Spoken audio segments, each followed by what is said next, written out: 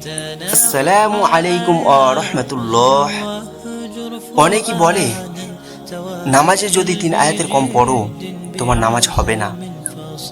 এই কথা কি সত্যি ইসলাম বলে 3 আয়াত না পড়লে নামাজ বাতিল? একটা বড় ভুল বিশ্বাস আমরা ছোটবেলা থেকেই শুনে আসছি। 3 আয়াত না পড়লে নামাজ হয় না। কিন্তু একবারও কি ভেবে দেখেছি আসলে রাসূল সাল্লাল্লাহু আলাইহি সাল্লাম কি এমন বলেছেন, না কুরআনে আছে এমন কিছু? আসুন আগে কুরআন কি বলে দেখি। আল্লাহ তাআলা বলেন, ফাকরাউ মা তায়াসসারা মিনাল কুরআন। অনুবাদ, তোমরা কুরআন থেকে যা সহজ হয় তাই পড়ো।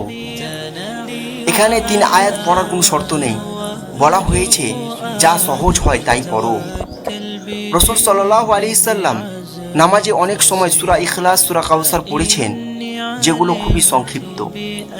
তাহলে প্রশ্ন হলো, কেউ যদি 1 আয়াত পড়ে তাহলে কি তার নামাজ বাতিল?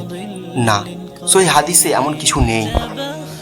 ফিকহি মত, ইমাম আবু হানিফা, ইমাম শাফিঈ, ইমাম মালিকি, ইমাম আহমদ সকল ইমাম একমত, কমপক্ষে 1টি আয়াত পড়লেই কিরাত আদায় হয়।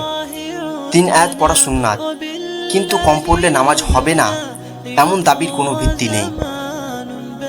সত্য না জেনে ইসলামের নামে কিছু বলা বড় গুনাহ।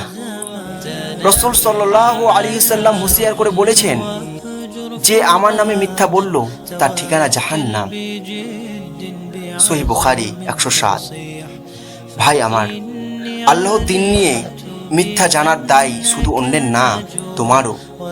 যখন তুমি জানলে 3 আয়াত না পড়লে নামাজ হয় না, এটা ভুল বিশ্বাস, তখন আর সেই ভুলে পড়ে থাকবে কেন?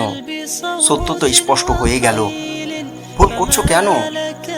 আপনি যদি সত্য ভালোবাসেন, আপনি যদি সহিহ হাদিসকে সম্মান করেন, তাহলে এই ভিডিওটি শেয়ার করুন।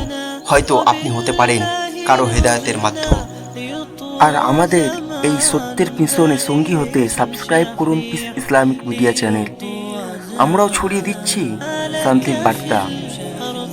ভুল ভেঙে দিন, সত্য ছড়িয়ে দিন। সাবস্ক্রাইব করুন পিস ইসলামিক মিডিয়া। আপনার একটি শেয়ার হতে পারে কারো হেদায়েতের রাস্তা। আসসালামু আলাইকুম ওয়া রাহমাতুল্লাহ।